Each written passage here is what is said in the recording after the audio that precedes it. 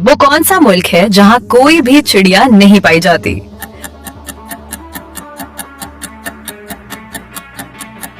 सही जवाब चीन। अगला सवाल, वो कौन सा परिंदा है जिसका नाम कुरान पाक में भी जिक्र हुआ है?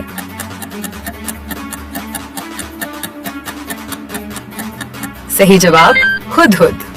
अगला सवाल, वो कौन सा परिंदा है जो पैरों से मछली पकड़ता है?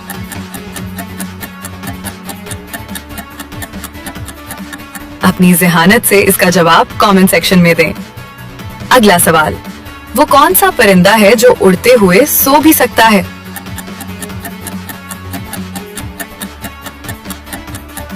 सही जवाब स्टारलिंग। अगला सवाल, कौन सा परिंदा सबसे तेजी से अपने पुरों को हिलाता है?